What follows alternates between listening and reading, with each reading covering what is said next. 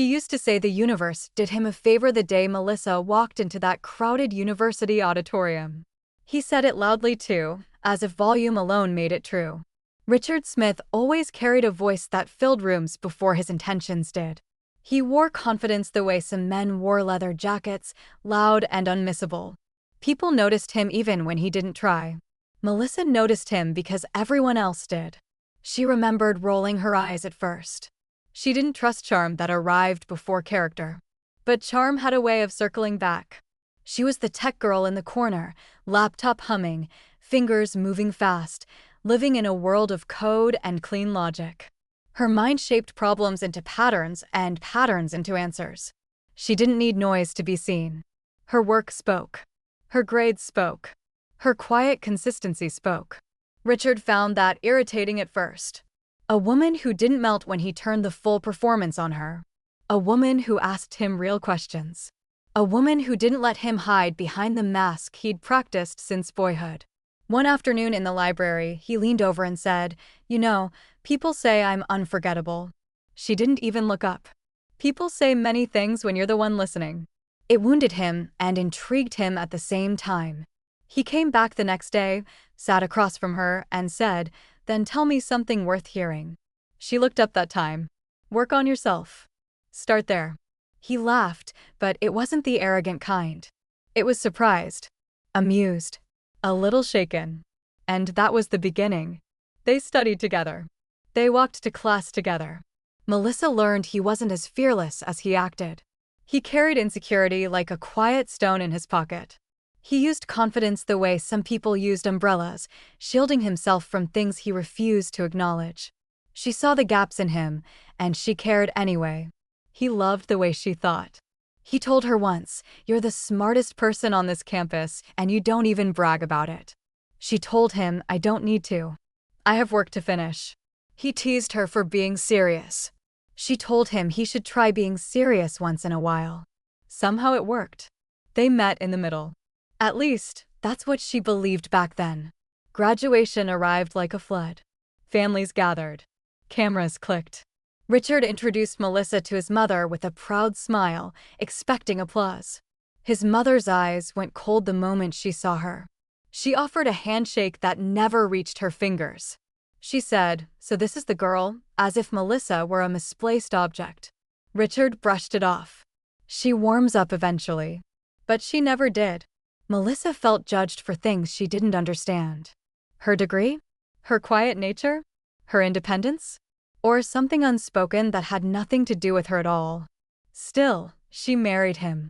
She married the boy who once stayed up all night helping her prepare for a thesis presentation. She married the man who touched her cheek softly when she doubted herself. She married a promise. A vision. A hope. Their wedding photos showed joy. His laugh was big and bright. Her smile was soft and steady. They looked like a story beginning, not 1 inch from breaking. The first year of marriage felt warm. They lived in a small apartment where she coded at a tiny desk beside the window. Richard worked at a marketing firm where he could talk loudly and be praised for it. They ate noodles late at night. They planned trips they couldn't yet afford. They made memories that became anchors she didn't realize she'd cling to later. But charm doesn't pay bills. And bravado doesn't settle debt. Richard's spending habits started as jokes. "I'll pay it off next month," he'd say. "Don't worry, babe, I've got it handled." She believed him because she wanted to. She believed him because love often mistakes promises for plans. The truth was quieter. The truth lived in unopened envelopes. In late-night whispers he tried to bury under her breathing. In bank statements he hid inside drawers. In loans he took without strategy. In a lifestyle he thought made him look successful. Melissa felt the ground shift long before she admitted it out loud. When she tried to talk about finances, he would kiss her forehead and say, "Leave the money stuff to me. Focus on your code. You're too brilliant for these boring conversations." He meant it like praise. It landed like dismissal. She kept working. She built small tools. Then bigger ones. Then algorithms that sparked interest from early-stage ventures. Her quiet nighttime experiments started solving real-world problems. Her consulting gigs grew. Her income shifted from hobby money to meaningful revenue. She tried again to share it with him. She tried to talk about opportunity, scale, partnerships forming around her talent. He waved her off with a laugh. Tech talk again? Melissa, relax. Not everything in life is a spreadsheet. He didn't understand that she wasn't talking about spreadsheets. She was talking about a future she wanted them to share. Each time she opened the door to that conversation, he closed it. Each time she tried to lift the marriage higher, he added weight. And slowly, she stopped trying. His mother didn't help. She'd call and say things like, "You work too much." "A good wife makes a good home." Or, "Richard needs support." "You're always busy with your computer things." The algorithms that later paid for the house. The consulting that kept them afloat. The intellectual property she guarded because no one else understood its worth. Richard started comparing himself to her without admitting it. If she came home tired, he'd say, "Must be nice having work that doesn't involve real pressure." If she landed a contract, he'd say, "Remember who helped you get confident in the first place." He wanted praise. He wanted reassurance. He wanted validation she gave freely at first and cautiously later, because he turned every disagreement into emotional blackmail. "If you loved me, you'd trust me. If you think I'm failing, just say it. Why are you making me feel small? You enjoy seeing me struggle, don't you? You think you're better than me because you're smart." She never said she was better. He never stopped accusing her of it. Behind closed doors, the home that looked picture-perfect to outsiders became a quiet battlefield. She could hear his footsteps and know what mood he carried. He could hear her keyboard and decide it was an enemy. The marriage counselor saw the truth in their first session. Richard talked the whole time. Melissa listened. The counselor watched them both and asked, "Do either of you feel heard in this marriage?" Richard jumped in. "She doesn't support me." Melissa whispered, "You don't see me." And that was the moment the flashback cracked open. The moment the audience understands how a brilliant woman learned to shrink. How a charismatic man used charm as armor. And how the love story became the opening wound that led to the end we already saw. The counselor had asked them to list 3 things they appreciated about each other. It sounded simple, almost childish. Melissa wrote her answers slowly. She chose truth. She chose kindness. She chose memory. Richard tapped his pen, sighed loudly, and said, "Why are we doing this exercise? We're not kids." The counselor said, "Because grown adults often forget the basics." Richard rolled his eyes. He always struggled with criticism he couldn't control. He finally scribbled words on the page, but his tone made them brittle. When it was time to share, Melissa spoke first. "I appreciate how you used to make me laugh during stressful times," she said softly. "I appreciate the way you believed in me in university. And I appreciate that you try to protect the people you love, even if the way you do it isn't always gentle." The room felt still after she finished. Her words had weight. They carried years in them. Richard shifted. He read his list with none of that depth. "I appreciate that she's smart," he said. "And she's organized. And I guess she works hard." Melissa lowered her eyes. The counselor asked, "Do you believe that's enough?" Richard shrugged. "It's what came to mind." The counselor watched him for a long moment, then asked, "Do you know her? Really know her?" Richard bristled. "Of course I know my own wife." But he didn't. Not the way she needed to be known. The counselor turned to Melissa. "And do you feel known?" She shook her head. "Not anymore." That session planted something in her chest. Not anger. Not resentment. Clarity. She could see the drift now, the slow, quiet movement away from him. She had been walking backwards, trying to hold on to someone who never turned around.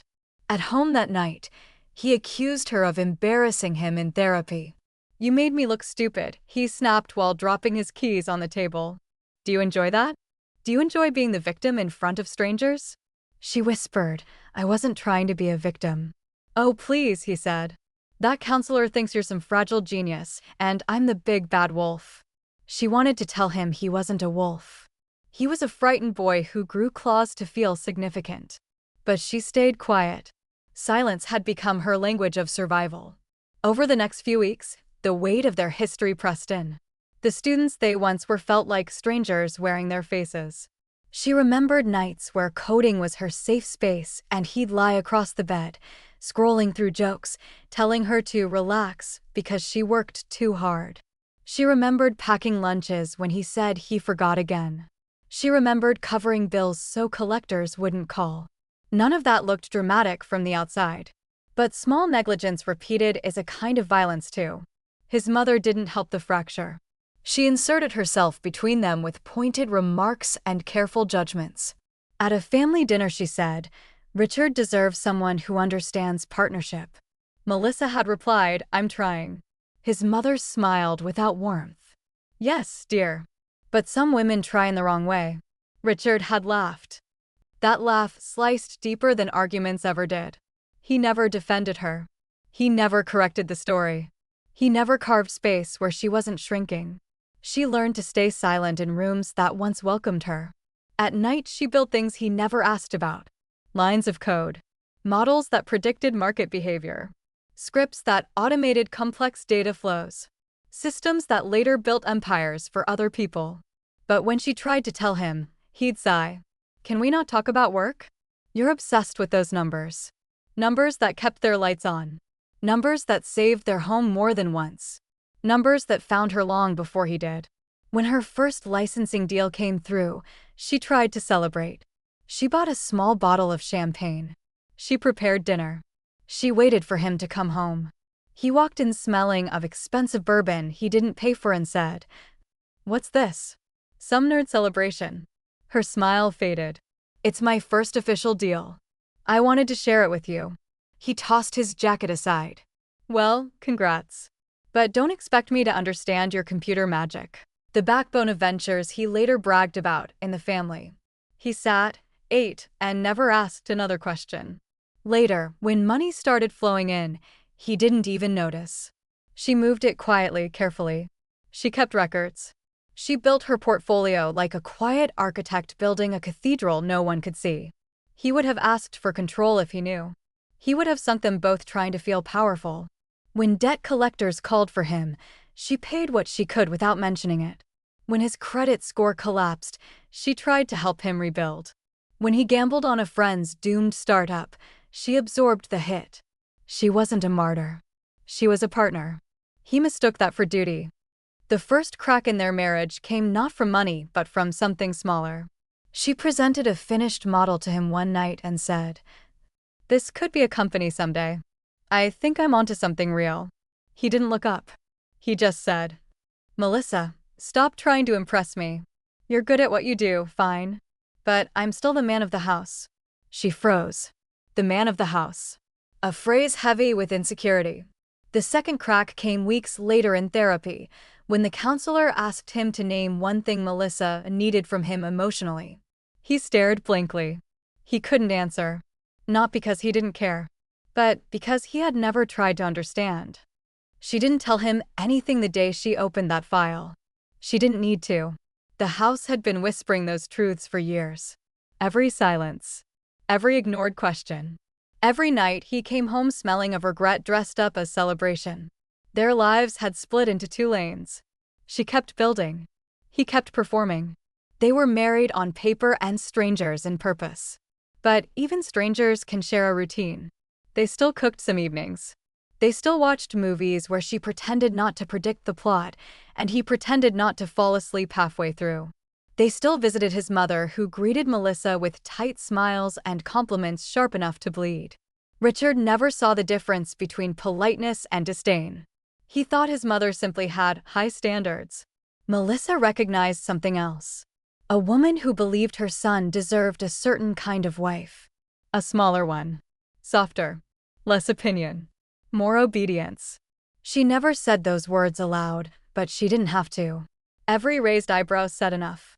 One night after dinner, Richard's mother pulled him aside in a hallway and whispered, "She is too consumed with her work. A good wife balances her home."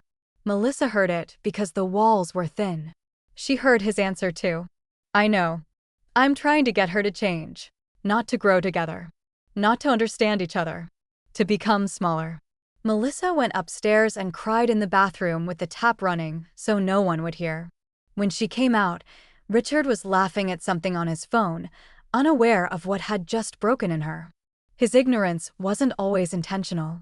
Sometimes he was simply too wrapped in his own reflection to notice she was fading. She kept working late nights because work didn't punish her for brilliance. Work didn't get insecure. Work didn't compare itself to her. Her computer felt safer than her marriage. She created an algorithm that could forecast large-scale behavioral patterns across industries. She licensed it quietly.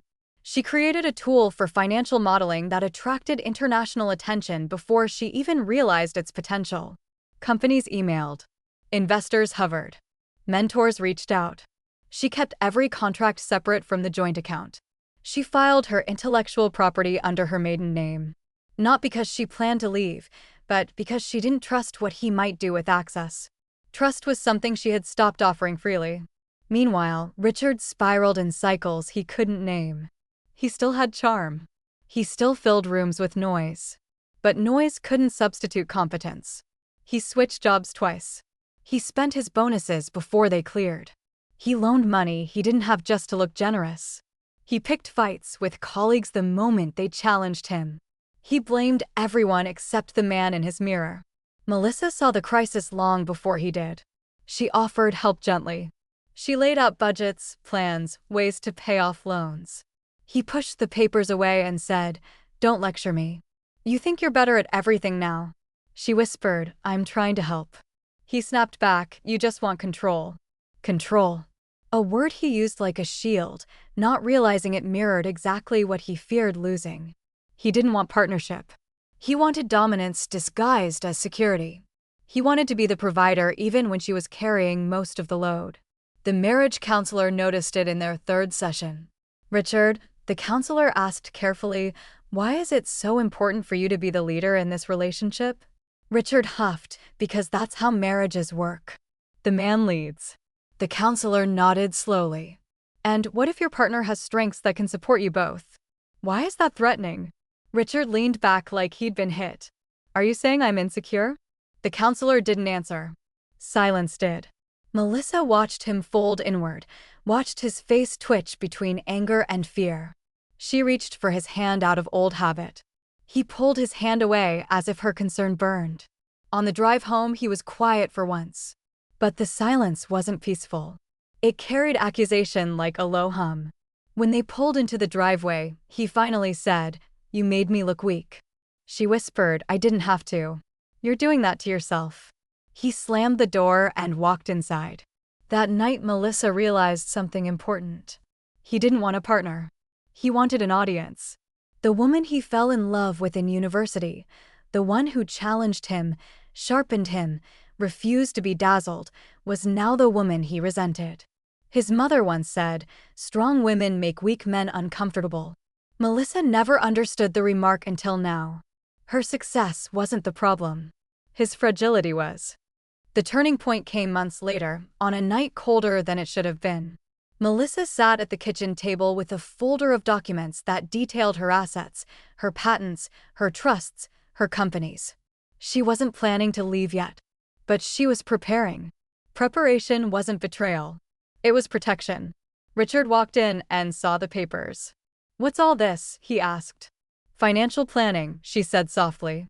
He leafed through them without understanding a word. "Why didn't you show me this before? You never wanted to talk about my work." He scoffed. "I didn't want lectures." "That's different." She closed the folder. "It's not." His face changed then. Not out of recognition, but out of panic. She could see it, the fear of losing control. The fear of losing the version of her he constructed in his mind. The fear of facing himself. He said, "Don't walk away from me. I can change." She whispered, "I've been waiting for that change for years." He stepped closer. "Tell me what you want me to do." She looked at him long enough to feel the ache of what used to be love. "I want you to look at me," she said. "Really look at me. Not who you think I'm supposed to be." He shook his head. "I don't understand what you want." And that was the problem. He never truly tried to understand. The counselor asked them once, "What scares you most about losing each other?" Melissa had answered, "Losing the version of myself I built with him." Richard had answered, "Losing the power I had in this marriage." The counselor had written something down after that. Melissa never asked what it was. But she knew in that moment their marriage wasn't sinking. It had already sunk. They were just finally touching the ocean floor.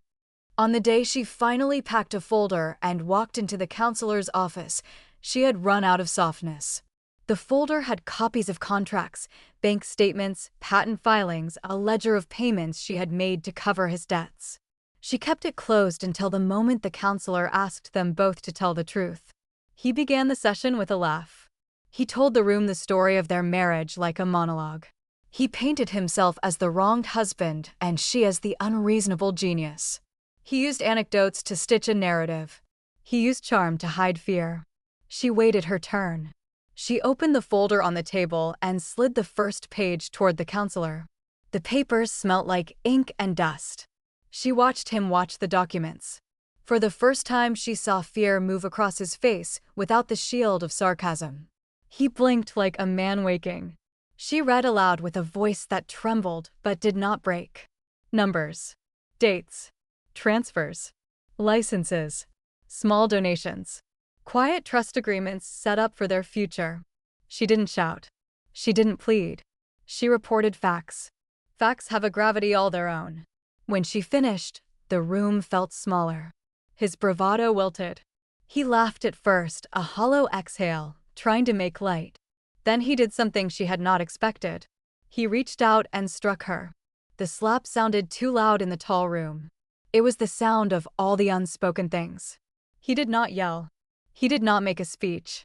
His hand landed and he folded as if the action had surprised him too. He looked at her like someone who had accidentally broken an object he loved without meaning to. There was a silence so sharp that anyone could have heard a match drop. She touched her cheek. Her hand came away warm. The counselor stood. She told the room to take a breath. She moved in a way that tried to hold both of them. The moment had recalibrated something fundamental. She did not strike back. She had decided long before that violence would not be returned with violence. She had learned that retaliation feeds chaos, and she wanted none. She kept her feet planted. She allowed the legal facts, not her fury, to steer what came next. He sat down like a man who had been revealed. He tried to speak, but the words were small. He reached for an explanation. She had none to give to him. She had only the truth and the papers. The counselor asked gently, "Why did you hit her?" He looked at his hands like they were foreign. "I don't know." That phrase was a confession and a failure. After that session, the path forward became inevitable. She left the counselor's room and walked into a world that would throw its weight at her. She expected chaos. She expected noise. She expected the smear campaigns, the rumors. She expected to be reduced to headlines. But she also expected one thing she had rarely allowed herself, to be responsible for her own safety and future. She began to move with intention. She signed papers to secure assets. She met quietly with counsel.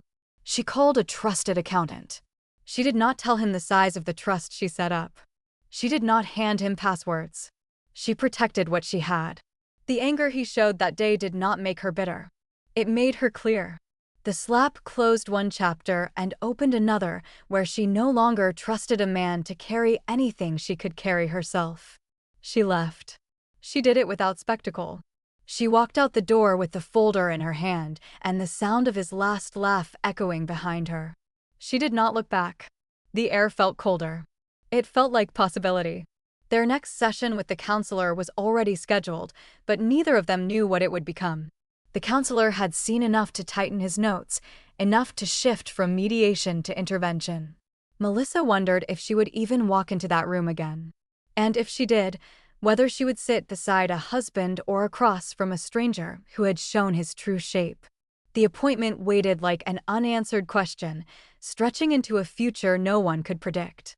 It left her with a quiet, unsettling truth. The next move would decide not just her marriage, but the rest of her life.